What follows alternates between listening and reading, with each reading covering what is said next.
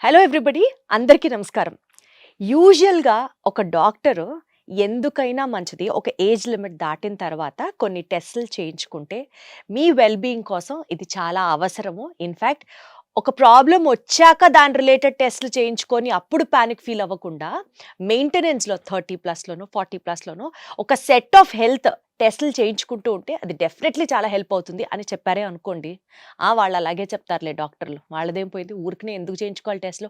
అనవసరంగా లేనిపోనివి, ఉన్నవి లేనివి ఆ టెస్టుల్లో బయటపడితే అప్పుడు భయపడి చావాలి. ఎందుకొచ్చింది? మేము చేయించుకోమని అంటూ ఉంటారు. కానీ నిజానికి అలాంటి వాళ్ళలో కొంతమందికి ఏదన్నా ఒకటి డయాగ్నోస్ అయిందనుకోండి, చేతులు కాలాక ఆకులు పట్టుకొని కూడా యూజ్ ఉండలేకపోయిన సిట్యుయేషన్స్ కూడా బోలెడుంటాయి. వీటి గురించి కాస్త డీటెయిల్‌గా మాట్లాడుకుందాం. మిమ్మల్ని భయపెట్టాలనో, లేకపోతే ఎక్కువగా పానిక్ ఫీల్ చేయాలనో కాదు. But let us know how this will help you know last మినిట్‌లో మనం పొరపాటున అయ్యో! ముందర చేసుండాల్సిందే ఈ పని అని అనుకునేలాంటి కొన్ని సిట్యుయేషన్స్‌ని డిస్కస్ చేద్దాం. బికాజ్ ఆయన క్లినిక్‌లో, ఆయన ప్రాక్టీస్‌లో చాలా మందిని పేషెంట్స్‌ని చూస్తూ ఉంటారు కదా! So let us hear through him. మనతో పాటు ప్రముఖ గ్యాస్ట్రోఎంట్రాలజిస్ట్ ఉన్నారు డాక్టర్ రవికాంత్ గారు. ఆయనతో మాట్లాడదాం. సార్ నమస్తే. నేను చెప్పింది కరెక్టేనా సార్? కరెక్టే. చెప్పండి సార్. మీ ఎక్స్‌పీరియన్స్‌లో కొన్ని సిట్యుయేషన్స్ షేర్ చేసుకోండి సార్. ఇప్పుడు యాక్చువల్‌గానండి కొన్ని హెల్త్ చెకప్స్ అని ఉంటాయి. సో, ఒక 45 ఏళ్ళు, 50 ఏళ్ళు దాటిన తర్వాత కొన్ని టెస్టులు రెగ్యులర్‌గా చేసుకుంటే మంచిది అనేది ఉంటుంది. సో, 2 రకాల పద్ధతులున్నాయండి. కొంతమంది చాలా జాగ్రత్త పరులుంటారు. సంవత్సరానికి ఓసారి వెళ్ళిపోతారు. సరే అన్ని టెస్టులు చేసేసేయండి, ఏవేవి అవసరమో అన్నీ చేయించేసేయండి. అన్నీ చేయించేసుకున్నానని చెప్తారు. మళ్ళీ హ్యాపీగా వచ్చి మొత్తం చెకప్ చేయించేసుకున్నానని హ్యాపీగా ఉండేవాళ్ళు ఉంటారు. అన్నీ నార్మలే ఉన్నాయి. యూజువల్‌గా 100 మంది చేస్తే 99.9% అన్నీ నార్మలే ఉంటాయి. ఎందుకు? ఆయనకేం జబ్బొచ్చెళ్ళట్లా. జనరల్ చెకప్‌కెళ్ళారు. కాబట్టి జనరల్ చెకప్‌లో యూజువల్‌గా ఏమి పెద్ద తేడాలుండవు. చిన్న చిన్న తేడాలుంటే వాటినన్నీ మనం ఎక్కువ పట్టించుకోవాల్సిన అవసరం కూడా ఉండదు. మనం నా హైట్‌కి నేను 78 కేజీలు ఉండాలనుకోండి. 79 ఉంటే రిపోర్ట్ అబ్నార్మల్ కింద లెక్క. కానీ దానికి విలువ ఉందా? విలువ లేదు. అదే నేను 150 కేజీలు ఉంటే that is something difference. So 2 abnormal రిపోర్ట్సే. మీకు అర్థమైందా? అర్థమైంది సార్. అసలు వెయిట్ అనేది నార్మల్ 78 అనుకోండి. నేను 79 ఉంటే అబ్నార్మల్ రిపోర్ట్. రెడ్ మార్క్‌లో రావచ్చు అది. 150 ఉన్న రెడ్ మార్క్ వస్తది.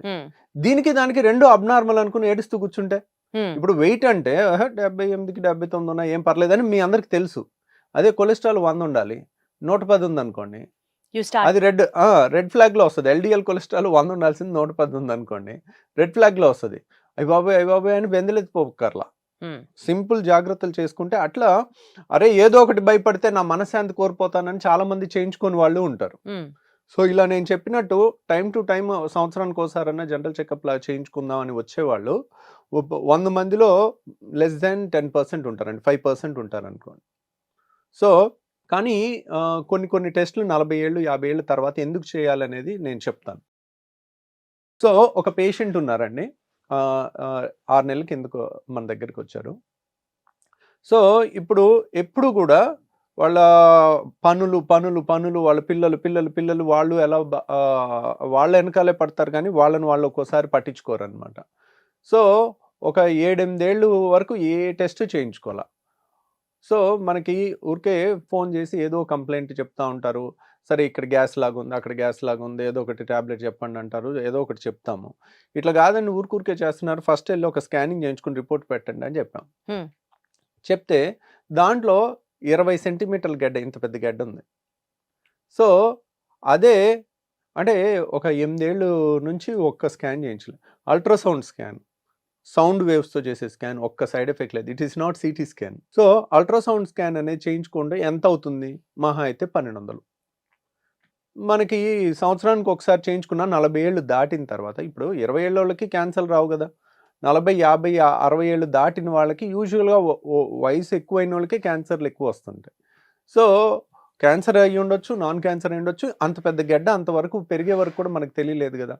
అదే ఇప్పుడు అంత పెద్ద గడ్డ తీయాలంటే పొట్టంతా కొయ్యాలి, లేదంటే అది అసలు ఏం గడ్డ, క్యాన్సర్ గడ్డ, నాన్ క్యాన్సర్ గడ్డ, క్యాన్సర్ గడ్డ అనేది మళ్ళీ ఇంకా ఫర్దర్ టెస్టులు చేసి చూస్తాం. సో మనకి అంత పెద్ద దాన్ని హ్యాండిల్ చేయటం కూడా కష్టం కదా. ఇప్పుడు రియల్గా ఏ ఫైనల్ స్టేజ్ క్యాన్సర్ అని వచ్చింది అనుకోండి, ఒకవేళ ఆపరేషన్ చేసి తీసినా ఒక్కోసారి కంప్లీట్గా క్యూర్ అవ్వచ్చు, క్యూర్ అవ్వకపోవచ్చు. మనకి సరే ఆపరేషన్ చేయించుకుంటాం, పెద్ద కోతన్నా చేయించుకుంటాం, కానీ క్యూర్ అవుతే అనే గ్యారంటీ అనేది ఉండదు. సో ఆ పేషెంట్కి ఏంటంటే అది క్యాన్సర్ అని వచ్చింది. అయ్యో! సో ఇప్పుడు ఇప్పుడు చూడండి ఎంత అన్యాయం జరిగిపోయినట్టు. సింపుల్గా ఇప్పుడు ఒక రోజులో అయితే ఇంత గెడ్డ ఫామ్ అవుతుంది కదా, 18 సెంటీమీటర్లు 30 సెంటీమీటర్ల గెడ్డలు. సో అది ఫామ్ అవడానికి ఖచ్చితంగా ఒక స్లోగా ఒక 1 to 2 years పైన పట్టుద్ది. మనం ఇయర్లీ చెకప్లో చేసుకున్న అది 5 సెంటీమీటర్లు 10 సెంటీమీటర్లు ఉన్నప్పుడు చేసుకుంటే ఆపరేషన్ తేలిక అయిపోను, ఫస్ట్ స్టేజ్లో కనపడను, క్యూర్ అయిపోను. సో అలాని నేను ఇంకా మరీ ఎక్స్ట్రీమ్గా వెళ్ళి సిటీ స్కాన్ చేయించేసుకుంటాను, ఎంఆర్ఐ స్కాన్ చేయించేసుకుంటాను, ఆ స్కాన్ చేయించేసుకుంటాను, ఈ స్కాన్ చేయించుకుంటాను, ఇలాంటి నాన్ సెన్స్ స్కాన్లన్నీ కూడా అవసరం లేదు. అవన్నీ కాస్ట్లీ టెస్ట్లు. ఇప్పుడు ఒక సిటీ స్కాన్ అంటే 8,000 అవుతుంది, ఒక ఎంఆర్ఐ స్కాన్ అంటే 8,000 అవుతుంది. అనవసరంగా మీరు డెసిషన్స్ తీసుకోకూడదు. జనరల్ చెకప్లో మామూలుగా ఏమి ఉంటాయంటే సిబిపి అంటే కంప్లీట్ బ్లడ్ పిక్చర్, అంటే మనకి రక్తం ఎంత ఉంది, ఎనీమియా ఉందా లేదా, రక్తహీనత ఎంతమంది లేడీస్కో ఉంటుందండి, వాళ్ళకి తెలీదు. నీరసం నీరసం నీరసం నీరసం అని కూర్చుంటారు. వాళ్ళకి 12, 13 బ్లడ్ ఉండాలి. 10 ఉంటుంది నార్మల్ అనుకుంటారు, 10 నార్మల్ కాదు, 12 ఉండాల్సిందే. వాళ్ళకి ఆ 10 ఎందుకు ఉందని చూస్తే ఐరన్ లోపం ఉంటుంది. ఐరన్ లోపం వల్ల నీరసం నీరసం నీరసం అంటారు, పనులు సరిగ్గా చేసుకోలేరు. సో మనం దాన్ని బట్టి ఐరన్ టెస్ట్ ఒకటి చేసుకుంటాం, B12 టెస్ట్ ఒకటి చేసుకుంటాం. ఒకసారి ఇవి లోపాలు ఉన్నాయనుకోండి, వీటిని సరి చేసుకుంటే వాళ్ళకి హుషారు బాగా వస్తుంది, యాక్టివ్గా పరుగులు తీస్తూ పనులు చేసుకుంటారు. ఇంకా నెక్స్ట్ ఏం చేస్తాము, లివర్ ఫంక్షన్ టెస్ట్లు ఒక 10 ఉంటాయి. 10 కలిపి ఒక మైక్రో డ్రాప్ ఇంత చుక్కలో ఇస్తే ఒకేసారి 500 600 అవుతుంది. అది చేసుకున్నాం అనుకోండి, మనకి ఆ 10 రకాల లివర్ టెస్ట్లు వచ్చేస్తాయి. ఆ లివర్ టెస్ట్లో 99% నార్మల్, ఓకే లివర్ సేఫ్ అని వచ్చేస్తుంది. కిడ్నీ ఫంక్షన్ టెస్ట్ అని ఉంటుంది. కిడ్నీ ఫంక్షన్ టెస్ట్లో ఏముంటుంది, క్రియాటినిన్, యూరియా, యూరిక్ యాసిడ్, ఈ 3 టెస్టులు చేసుకున్నాం అనుకోండి, అమ్మయ్య kidney test perfect. Urine test, ఇవన్నీ నేను చెప్పేవన్నీ పెద్ద కాస్ట్లీ ఉన్నాయి కాదు. కంప్లీట్ బ్లడ్ పిక్చర్ అంటే 150 రూపాయలు. అన్ని ఒక బ్లడ్ శాంపుల్లోనే అయిపోతాయి, అన్ని ఒక్క బ్లడ్ శాంపుల్లోనే, ఒక బ్లడ్ శాంపుల్లో అన్నీ అయిపోతాయి. తర్వాత ఫాస్టింగ్లో వెళ్ళి కొలెస్ట్రాల్ ఇచ్చేసాం అనుకోండి, 40-50 ఏళ్ళు దాటిన వాళ్ళు లిపిడ్ ప్రొఫైల్ ఒకటి చేసాం అనుకోండి, అవి దాంట్లో ఎల్డిఎల్ కొలెస్ట్రాల్ ఎంత ఉందనేది చూసుకోవాలి, 100 లోపు ఉండాలి, అదొకటి చూసుకుంటారు. తర్వాత షుగర్ ఉందా, తర్వాత బీపీ చెకప్ ఒకసారి చేసుకుంటాం. బీపీ అనేది మనకు రూపాయి ఖర్చు లేదు, అది అలాగే ఎక్కడికి వెళ్ళినా చేసుకోవచ్చు, ఇంట్లో అయినా బీపీ మిషన్ పెట్టుకుని చేసుకోవచ్చు. సో లివరు, కిడ్నీ, సిబిపి చేసుకున్నాము, CBP, LFT, RFT, liver function test, kidney function test, తర్వాత కాల్షియం టెస్ట్ ఒకటి చేస్తాం. కొంతమందికి కాల్షియం తక్కువ ఉన్న ప్రాబ్లమే, ఎక్కువ ఉన్న ప్రాబ్లమే, కాబట్టి కాల్షియము, సోడియం, పొటాషియం ఎలక్ట్రోలైట్స్ అంటారు, ఇవి చేస్తాము. ఇంకింతే.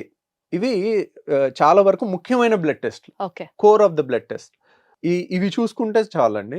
తర్వాత స్కానింగ్ ఒకసారి ఏంటి, యూరిన్ టెస్ట్ ఒకటి చేస్తాం. యూరిన్లో కొంతమందికి గ్లూకోజ్ పోతుందా, కొంతమందికి వేరే ఏమన్నా ఉన్నాయా, చిన్న ఎర్లీ స్టేజ్లోనే తెలుస్తుంది. మైక్రో ఆల్బుమిన్ అని చేసాం అనుకోండి, యూరిన్ మైక్రో ఆల్బుమిన్ టెస్ట్ చేసుకుంటే మనకు ఒక 4-5 ఏళ్ల తర్వాత కిడ్నీలు ఫెయిల్ అవుతాయా, 10 ఏళ్ల తర్వాత ఫెయిల్ అవుతాయా అనేది కూడా మనం అంచనా వేయచ్చు. సో ఇది కూడా మంచి టెస్ట్ అనమాట, యూరిన్ మైక్రో ఆల్బుమిన్ అనేది. ఇది కూడా జనరల్ చెకప్లో పెట్టుకోవాల్సింది. తర్వాత ఇంకా నెక్స్ట్ ఏముంది, అల్ట్రాసౌండ్ స్కానింగ్, సింపుల్ స్కానింగ్ 1,200 రూపాయలు. ఇలాంటివి ఏదన్నా క్యాన్సర్లు కానీ, గడ్డలు కానీ, సిస్ట్లు కానీ, పొట్టలో ఏది ఉన్నా పొట్ట మొత్తం స్కానింగ్ అయిపోతుంది. పొట్టలో ఎన్ని అవయవాలు ఉంటాయి చెప్పండి, ఇటు లివర్ ఉంటుంది, లివర్ కనపడుతుంది, ఇటువైపు స్ప్లీన్ ఉంటుంది, స్ప్లీన్ కనపడుతుంది. పేగులు అంత పర్ఫెక్ట్గా కనపడకపోయినా అల్ట్రాసౌండ్ స్కాన్లో ఏదైనా పెద్ద పెద్ద గడ్డలు అలాంటివి ఉంటే కనపడతాయి. తర్వాత గర్భసంచి కనపడుతుంది, యూరిన్ బ్లాడర్ కనపడుతుంది, తర్వాత 2 కిడ్నీలు కనపడతాయి. సో మనకు పొట్టలో చాలా వరకు సింపుల్గా అయిపోతాయి. సో అదే అల్ట్రాసౌండ్ స్కాన్ బ్రెయిన్కి చేయలేము, ఎందుకు, ఎముక ఉంటుంది కదా, ఎముక లోపలిది కనపడదు సౌండ్ స్కాన్లో, అది సిటీ స్కాన్లోనే కనపడుతుంది. అట్లా ఈ అల్ట్రాసౌండ్ స్కాన్ ఇవన్నీ కలుపుకుంటే ఎంత అవుతుంది, ఒక 4,000లో చాలా వరకు జనరల్ చెకప్లో చేయాల్సిన మోర్ ఇంపార్టెంట్ టెస్ట్లు 90% ఆఫ్ ద సేఫ్టీ ప్రివెంటివ్ టెస్ట్లు అన్నీ అయిపోతాయి. సో అలా చేసుకుంటే చాలు, ఇంకా అంతకు మించి వెళ్ళకపోతే ఇది సంవత్సరానికి ఒకసారి 40-45 ఏళ్ళు దాటిన వాళ్ళు ఒకసారి చేసుకుంటే ఏదన్నా వచ్చినా ఎర్లీ స్టేజ్ లో వాళ్ళు డిటెక్ట్ చేయడానికి చేస్తే సరిపోతుంది, కొంత జాగ్రత్త. సరే, ఇప్పుడు మీరు చెప్పినట్లుగా ఆ పేషెంట్ కి క్యాన్సర్ గడ్డ అన్నారు కదా, అలా క్యాన్సర్ కి సంబంధించిన స్క్రీనింగ్ టెస్టులు చేసుకోవడానికి రైట్ ఏజ్ ఎప్పటి నుంచి అండి? ఒక్కొక్క క్యాన్సర్ కి ఒక్కొక్క స్క్రీనింగ్ టెస్ట్ ఉంటుందండి. ఇప్పుడు ఫ్యామిలీలో మదర్కో, పిన్నికో, అత్తకో, మేనత్తకో, పిన్నికో రొమ్ము క్యాన్సర్ ఉందనుకోండి, సో ఆ లేడీస్ 50 ఏళ్ళు దాటిన తర్వాత ప్రతి 5 ఏళ్ళకి మ్యామోగ్రామ్ టెస్ట్ చేస్తారు. 50 దాటాక. ప్లస్ అన్నిటికన్నా బెస్ట్, మనకి మోస్ట్ వాల్యుబుల్ థింగ్, ఇంక ఇది లేకపోతే మనం బతకలేము అనేవన్నీ కూడా ఫ్రీగా దొరుకుతాయి మనిషికి. ఒకటి గాలి లేకపోతే మనం 8 నిమిషాల్లో చచ్చిపోతాం, ఫ్రీ. నీళ్లు లేకపోతే చచ్చిపోతాం, ఫ్రీ. ఫుడ్ అంత పెద్ద ఖర్చేం లేదు. సో అలాగే టెస్టుల్లో కూడా మోస్ట్ యూస్ఫుల్ టెస్టులు ఫ్రీయే ఉంటాయి. Weight free, BP free. So సింపుల్గా ఇలాంటివి తెలుసుకున్నారనుకో, ఇవి చిన్న టెస్ట్లు అని అనిపిస్తాయి, కానీ దే ఆర్ నాట్. మనకి ఏ ఖర్చు లేకుండా అందుతుండేసరికి దాని విలువ తెలియట్లేదు అంతే. కానీ మ్యామోగ్రామ్ అనేది ఒక్కోసారి 3,000 నుంచి 5,000 మధ్యలో అవుతుంది. డిజిటల్ మ్యామోగ్రామ్ 3D 2D అని రకరకాలు ఉంటాయి. సో అదంత ఖర్చు కదండి. సింపుల్ థింగ్, స్నానం చేసేటప్పుడు సబ్బు చేత్తో బ్రెస్ట్ ఎగ్జామినేషన్ చేసుకుంటే ఏ చిన్న గెడ్డైనా కనపడుతుంది. వాళ్ళు రోజు అదొక పద్ధతిగా చేసుకున్నప్పుడు స్నానం చేసే టైంలో జస్ట్ సబ్బు చేతికి ఏ చిన్న రోజు చూసుకుంటున్నాం అనుకోండి, ఇదేంటి ఇన్నాళ్ళు లేదు, ఇదేదో ఇంత చిన్న బొడిపిలాగా తగులుతుంది, అది that is the best test to prevent breast cancer. అది ఎవరు చేయాలి? పేషెంట్ తనంతట తను చేసుకోవాలి. సో అలాంటిది ఏదన్నా చిన్నది కనపడింది అనుకోండి, వాళ్ళకి రోజు చేస్తుంటే వాళ్ళకి అర్థమైపోద్ది, ఓకే రోజు చూసుకుంటున్నాను, ఇక్కడేదో కొంచెం బొడిపిలాగా తగులుతుంది, ఇక్కడేదో లోపల గడ్డలా తగులుతుంది, ఏముందో ఒకసారి వెళ్ళి చూసుకుని వస్తాను. యూజువల్గా 40 ఏళ్ళ లోపల క్యాన్సర్లు చాలా అరుదండి. ఇంకా మనకి అట్లా భయపడుతూ ఉన్నాం అనుకోండి, పుట్టిన బిడ్డకు కూడా క్యాన్సర్ వస్తాయని టెస్టులు చేయలేం కదా. There should be some rational. భయపడటానికి కానీ జాగ్రత్త తీసుకోవటానికి కూడా మూర్ఖంగా చేయకూడదు. కాబట్టి ఈ సెల్ఫ్ బ్రెస్ట్ ఎగ్జామినేషన్ అనేది ఇన్ఎక్స్పెన్సివ్ టెస్ట్. తర్వాత లేడీస్లో అతి సాధారణంగా వచ్చే రెండో cancer cervix cancer, uterine cervix cancer. అది దానికి సెర్వారిక్స్ అనే ఇంజెక్షన్ వచ్చేసింది. అంటే మనకి ప్రివెన్షన్, అంటే వ్యాక్సిన్ వచ్చింది. అది వ్యాక్సిన్ ఆల్మోస్ట్ స్కూల్ గోయింగ్ పిల్లలకి 18 ఏళ్ళు లోపల ఇచ్చేస్తే ఇంకా వాళ్ళకి రాదు. సో అది ప్రివెన్షన్. ఒకవేళ అది చిన్నప్పుడు ఇవ్వలేదు అనుకోండి, ఇప్పుడైనా తీసుకోవటం ఒక పద్ధతి, కొంత ప్రొటెక్షన్ ఉంటుంది. రెండో ప్రొటెక్షన్ ఏంటంటే ప్యాప్స్మియర్. ప్యాప్స్మియర్ అనే టెస్ట్ చేస్తే మన అదృష్టం కొద్దీ సర్వైకల్ క్యాన్సర్ చాలా భయంకరమైన క్యాన్సర్ అయినప్పటికీ కూడా ఇలా ఒక 6 నెలల్లోనో సంవత్సరంలోనో వచ్చేది. అది స్లోగా ఒక 3, 4, 5 ఏళ్లలో వస్తుంది. కాబట్టి 40 ఏళ్ళు దాటిన వాళ్ళు ప్యాప్స్మియర్ చేయించుకున్నారనుకోండి, ప్యాప్స్మియర్లో కొన్ని కణాలు క్యాన్సర్ కింద మారుతున్నాయి అని వస్తుంది. ఇప్పుడు క్యాన్సర్ కాని కణాలు ఉంటాయి, క్యాన్సర్కి మారిపోయిన కణాలు ఉంటాయి, మధ్యలో ఇంటర్మీడియట్ కణాలు, అలా స్టేజ్ వైజ్ వెళ్తుంది క్యాన్సర్. కాబట్టి ప్యాప్స్మియర్ చేసుకున్నాం అనుకోండి, ప్యాప్స్మియర్లో తేడా సెల్స్ కనపడినాయి అనుకోండి, ఓకే ఎర్లీ స్టేజ్ లో. ఎందుకు? అది కనపడిన తర్వాత ఇంకో 5-10 ఏళ్ళు టైం ఉంటుంది మనకి, అది కంప్లీట్ క్యాన్సర్ క్యూర్ చేసేసుకోవచ్చు. ఇప్పుడు ప్యాప్స్మియర్ లో తేడా ఉంది అనుకోండి, దాంట్లో గర్భసంచి ఆపరేషన్ చేసుకుని ఫర్దర్ గా లోపలంతా క్లీన్ చేసుకుని చూసుకుని కొద్ది క్యాన్సర్ ఉన్నా దాన్ని కంప్లీట్ గా తీసేయచ్చు అనమాట. సో ఎర్లీ స్టేజ్ లో చేస్తాం కదా, ఏ ప్రాబ్లం ఉండదు. ఇప్పుడు అదే ఇంకా కొన్ని క్యాన్సర్స్ ఉన్నాయి. ఇప్పుడు టెక్స్ట్ బుక్ గైడ్ లైన్స్ అని గూగుల్లో చూసుకుని చేసుకుంటే అన్ని కరెక్ట్ తెలియదు. ఫర్ ఎగ్జాంపుల్ చెప్తాను, అమెరికాలో ఆర్ యూరోప్లో 50 ఏళ్ళు దాటిన ప్రతి ఒక్కరికి 5 ఏళ్ళకి 10 ఏళ్ళకి ఒకసారి కొలనోస్కోపీ చేయాలి.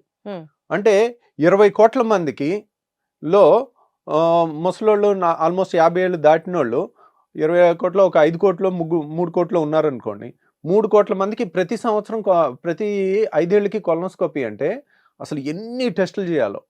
మన ఇండియాలో ఆ గైడ్ లైన్ లేదు. ఎందుకని? మన ఇండియాలో కోలన్ పెద్ద పెద్ద క్యాన్సర్ తక్కువ, అమెరికాలో 30 రెట్లు ఎక్కువ మనకన్నా. అంటే వాళ్ళు ఎక్కువ జంక్ తింటారు కదా సార్. అదే వాళ్ళ ఫుడ్. మనది ఫస్ట్ నుంచి వెజిటేరియన్ డైట్, ఆ జీన్స్ వల్ల అయి ఉండొచ్చు మోస్ట్లీ. సో కాబట్టి అక్కడ వెజిటేరియన్ తిన్నప్పటికీ కూడా వాళ్ళ జెనెటిక్ గా కూడా వాళ్ళకి ఆ ప్రెడిస్పోజిషన్. కొన్ని క్యాన్సర్లు కొన్ని దేశాల్లో ఎక్కువ ఉంటాయి. ఇప్పుడు మీరు అమెరికా, యూరోప్ తీసుకున్నారు అనుకోండి, పెద్ద పెద్ద క్యాన్సర్ చాలా కామన్. అందుకని వాళ్ళకి అందరికీ కొలనోస్కోపీ 50 ఏళ్ళు దాటిన తర్వాత వాళ్ళు కొలనోస్కోపీ చేయించుకోలేదు అనుకోండి, వాళ్ళు ఇన్సూరెన్స్ డిఫాల్టర్ అవుతారు. సో మీరు 10 ఏళ్లలో చేయాల్సిన కొలనోస్కోపీ చేయలేదు, మీరు మీ హెల్త్ని మీరు సరిగ్గా చూసుకోలేదు కాబట్టి, మేము ఫ్రీగా ఇచ్చే టెస్ట్ కూడా మీరు చేసుకోలేదు కాబట్టి మీకు ఇన్సూరెన్స్ ప్రీమియం పెంచుతున్నాం, ఇప్పుడు మీకు క్యాన్సర్ వస్తే మేము ఎందుకు కట్టాలన్నట్టుగా స్ట్రిక్ట్ రూల్స్ ఉంటుంది. అందరూ ఖచ్చితంగా చేయించుకుంటారు ఇండియాలో, ఎందుకంటే తక్కువ కాబట్టి మనకు అది అవసరం లేదు పెద్ద పే క్యాన్సర్. మిగిలింది ఏమిటి? అల్ట్రాసౌండ్ స్కాన్ చేస్తే ఆ 1200 రూపాయల్లో మనకు అన్నీ అయిపోతాయి. మెజారిటీ ఇప్పుడు గర్భసంచి కనపడుతుంది, గర్భసంచిలో ఏదన్నా గడ్డ ఉన్నా, సిస్టులు ఉన్నా, ఇంకా లివర్లో ఏదన్నా ఉన్నా చాలా వరకు కనపడతాయి అన్నమాట. తర్వాత ఇంకేదైనా గ్యాస్ ట్రబుల్ లాంటిది ఉంటే ఎండోస్కోపీ చేసుకుంటాం, లేకపోతే అది కూడా అవసరం లేదు. సార్ హార్ట్ అటాక్ రిలేటెడ్ టెస్ట్లు ఏమైనా స్క్రీనింగ్ ఉంటాయా? హార్ట్ అటాక్ కి ఈసీజీ చేస్తామండి. ఇప్పుడు ఏజ్ తర్వాత చేయించుకోవాలి సార్? ఈసీజీ అనేది యూజువల్ గా హార్ట్ అటాక్ కి రిస్క్ ఫ్యాక్టర్స్ 6 ఉన్నాయండి. ఈ 6 ఉంటే మనం రెగ్యులర్ గా చేసుకోవాలి. ఇప్పుడు ఎవరికి వస్తుంది హార్ట్ అటాక్? ఫస్ట్ ఏజ్ ఎక్కువ ఉన్న వాళ్ళకి వస్తుంది, చిన్నోళ్ళకి రాదు, తక్కువ. ఓకేనా? నెంబర్ 1 ఏజ్ ఎక్కువ ఉండాలి. ఏజ్తో పాటు వచ్చే చేంజెస్ ఏంటి? Sugar, BP, cholesterol. ఈ 3 ఉంటే మనకి ఈ 3 ఏజ్తో పాటు వస్తాయి, కొంతమందికి ముందు కూడా వస్తాయి. ఈ 3 ఉంటే 4 పాయింట్లు.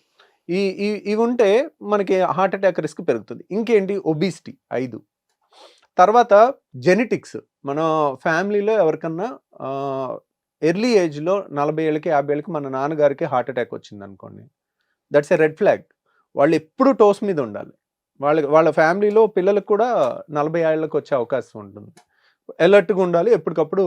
ఈసీజీలో అంటే post 25, post 30 annually once checkup చేయించుకోవడాలు అట్లా ఏమన్నా ఉన్నాయా? లేదండి, అసలు అలా లేనే లేదు. అలా ఇక 25 ఏళ్ళకి 30 ఏళ్ళకి. ఇంకొకటి అతి ముఖ్యమైన రిస్క్ ఫ్యాక్టర్ 6 చెప్పాను కదా ఇప్పుడు. ఏజ్, షుగర్, బీపీ, కొలెస్ట్రాల్, తర్వాత ఒబిసిటీ, తర్వాత జెనెటిక్స్ అంటే ఫ్యామిలీలో ఎవరికన్నా ఉందా లేదా, అంటే యంగ్ ఏజ్లో. మన సపోజ్ మీ ఫాదర్కి 85 ఏళ్ళకి హార్ట్ అటాక్ వచ్చింది అనుకోండి, it doesn't make any sense. తనకి 55 ఏళ్ళకి 50కి 49కి వచ్చింది అనుకోండి, మనం జాగ్రత్తగా ఉండాలి. అట్లా అనమాట. పక్షవాతం వచ్చిన అట్లా అన్ని ఇప్పుడు ఇంకా అన్నిటికన్నా భయంకరమైన రిస్క్ ఫ్యాక్టరు మనం వద్దు అనుకుంటే ఈ క్షణం తీసేసేది స్మోకింగ్. స్మోకింగ్ యంగ్స్టర్స్లో హార్ట్ అటాక్ వచ్చేది స్మోకర్స్లో ఎక్కువ వస్తుంది. ఓకే. మీరు జెనెటిక్స్లో వచ్చేది దానికన్నా స్మోకింగ్ వల్ల వచ్చేది చాలా ఎక్కువ. ఫస్ట్ 40 ఏళ్ళకి హార్ట్ అటాక్ వచ్చింది అనగానే ఫస్ట్ అడిగే క్వశ్చన్ స్మోక్ చేస్తారా? స్మోకింగ్ ఈ 6 రిస్క్ ఫ్యాక్టర్లు ఎంత డేంజరో అంతకన్నా 10 times రిస్క్ అనమాట. సో మనం ఈరోజు మన ఏజ్ని మనం ఇర్రివర్సిబుల్, దాన్ని చేయలేం కదా. 70 ఏళ్ళ మనిషిని 20 ఏళ్ళు చేయలేము, దాన్ని మార్చలేము. స్మోకింగ్ ఈరోజు స్మోకర్ అయితే మరుసటి రోజు నాన్ స్మోకర్ కింద మారిపోవచ్చు. సో హార్ట్ అటాక్ రాకుండా ఉండాలంటే ఫస్ట్ స్మోకింగ్ ఆపేయాలి. మిగిలిన మన చేతిలో ఇంకా కొలెస్ట్రాల్ మరీ 200 ఉందనుకోండి, ఎల్డిఎల్ కొలెస్ట్రాల్ 100 ఉండాలి, 200 ఉందనుకోండి, కొలెస్ట్రాల్ ట్యాబ్లెట్ ఒకటి వాడుకుంటే తగ్గుద్ది.